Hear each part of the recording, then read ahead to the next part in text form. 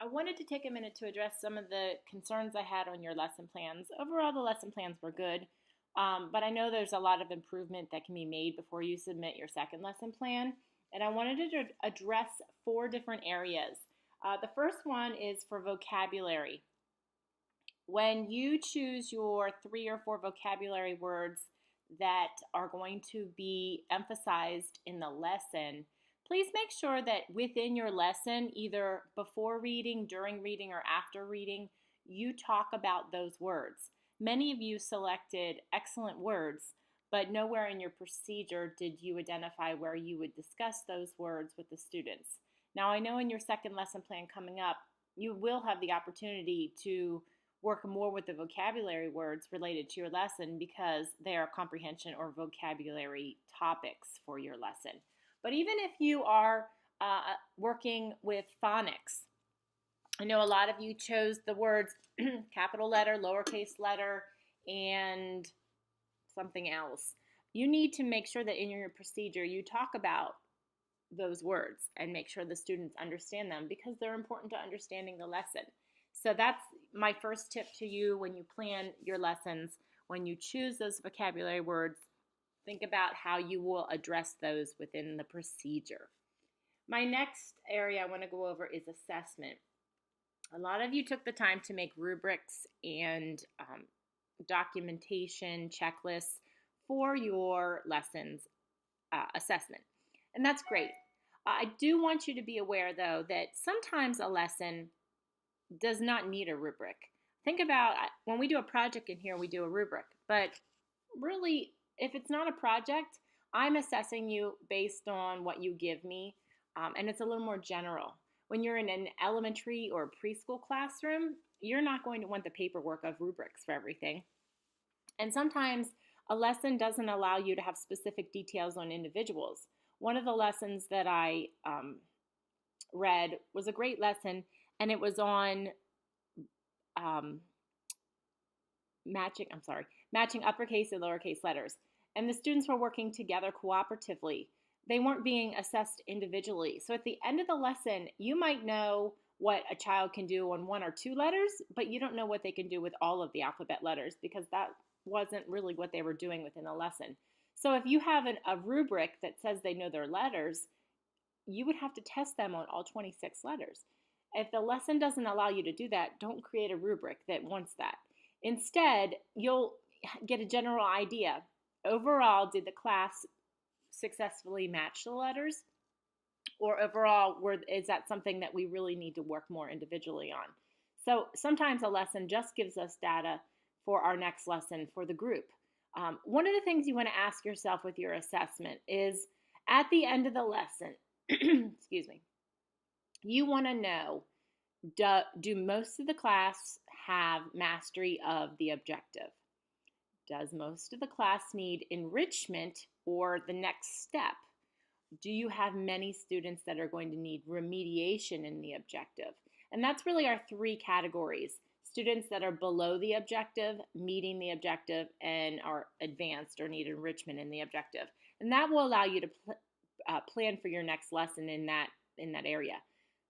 Any way that you can record those anecdotal notes would be a valuable assessment tool. So your assessment tools sometimes will not be very specific, but a documentation strategy should be included. The last kind of general reminder I want to give you for your lesson planning is in that related materials area. Maybe you haven't worked with our hack lesson plan as much as I assumed you did prior to coming to this class. But for the related materials, you need to have a piece of literature, which could include a book, a video that has literature, a song, or a poem. Pretty much those are the areas. If you have something in addition that would be considered literature, that's fine as well. But I'm really thinking for literature, a book, a song, or a poem, or something multimedia in that area. Also included will be an app related to your objective and a website where students or parents can go and find information or an activity related. So I don't want to see things in related materials that have to do with the lesson you've already planned. So if you used a video or a book in your lesson, don't put that in the related materials because that's the materials already listed. So related materials are things that you could do outside of the lesson. Again, a piece of literature, an app, and a website. You need all three listed to get full credit for that section of your lesson plan. Now, the last area that I want to address is the curriculum alignment. Many of you had mistakes in this area, so I want to specifically walk you through it, and that's why we're doing a video today. The curriculum alignment is where you have information directly from the Pennsylvania State Standards. A lot of you took that essential question and made up your own fabulous questions that you could ask students at the beginning of the lesson to, get them ready for what you're learning. That's great, but that's not what we want on the lesson plan. You can include those questions in your lesson plan under the procedure. I know a great practice and something my principal really liked to see was at the start of a lesson you ask the boys and girls a question and it's related to what they're learning so they know what they're learning. And at the end of the lesson, for your closure, they should be able to give you an answer to that. So many of you had great questions there, but please move them down to the procedure and put that with your opening and your closure. The essential question is connected directly to that standard and everything that you're building that objective around. So it really has to come directly from the Pennsylvania State Standard website. So what I need you to do is just take a peek here and we're going to walk through this, and I'm going to just use something that I saw a lot of today in checking your lesson plans. Now, they change this website all the time. I know you're seeing exactly what I'm seeing right now, but no matter what they do and how it looks, you want to get to this curriculum framework tab, and that's where we are right now. You can see right here we're in it, but if you're not in it, you can get it from the toolbar here. Sometimes there's a little menu over here, and sometimes you can hit the flower. Honestly, they change it every couple weeks, but curriculum framework is always going to be what you're looking for. Once you get into the curriculum framework, you want to get the drop-down menu, and you want to select your grade. I've already selected kindergarten, and you'll save and close. And then you'll go in and you'll choose English Language Arts. I know in mine it never shows. I have to scroll down, but you always want to save and close so it locks in. So now we're in kindergarten English Language Arts, and we're going to scroll down till we see the big ideas. Now, one of the things that you have to do, and I really kind of should backtrack, but you want to make sure that you know what your standard is when you go to do that. So I am actually going to pop back out here, and I'm going to pull up a standard.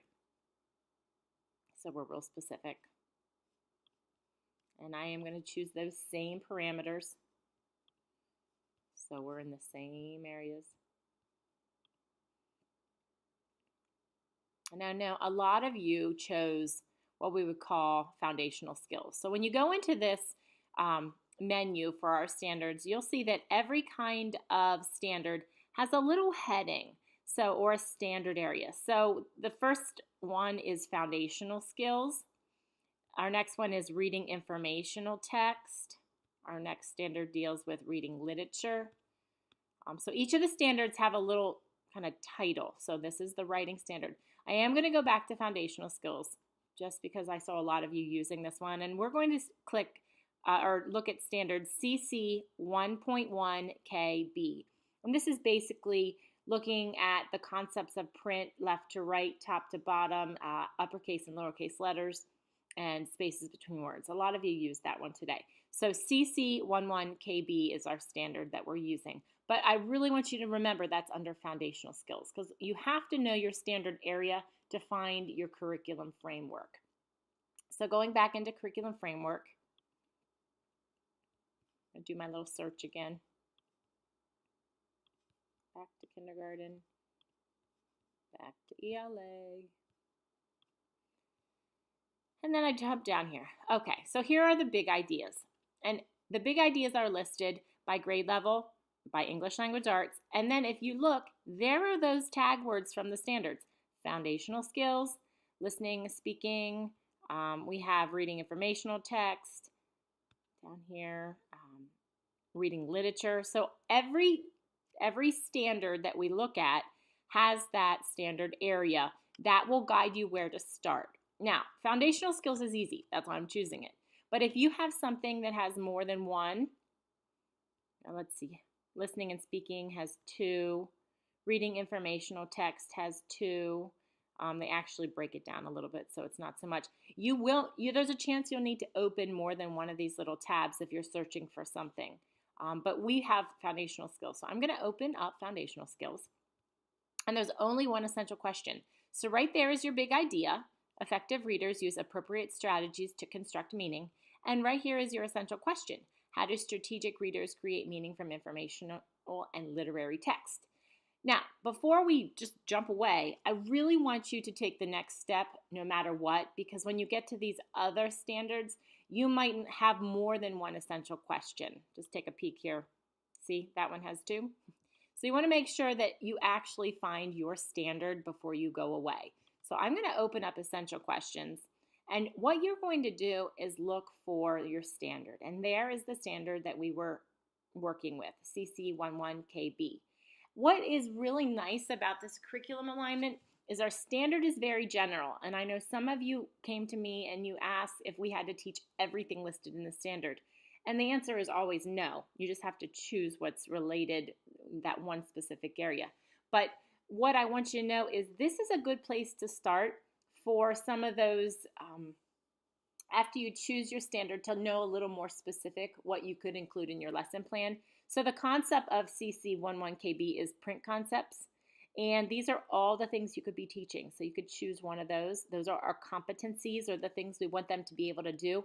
These will help you write your objective. So if you're struggling with that objective, head into the competencies. There is a real purpose to finding this curriculum alignment more than just listing it on your lesson plan. It is valuable to you as the teacher in creating that lesson plan. It also gives you some vocabulary sometimes. You can see the one above is intentionally blank. But it's things you may or may not be able to use in your lesson. Sometimes they're not what you're going for. But if you look down here for some of the other standards for phonological awareness, we have blend, we have consonant vowel, long vowel, spelling, sight words. So sometimes they're meaningful, other times they're not. But it's a good place to start. So on that lesson plan, you'll list your standard. Everyone did that well. And then you can put the big idea, which I read to you, and then the essential question. This that matches your standard is really important for you, but it doesn't need to be on the lesson plan other than when you use it to write your objective. So if you have more questions about the curriculum alignment or anything else with lesson planning, before you turn in lesson plan 2, jot it down in the comments section on the Facebook page. I will do another live video if you want to see this done with another competency or another standard. Just let me know. I'm here to help you, and I want you to feel real confident when you do this lesson plan writing for HACC. It will translate into another university or into your own classroom.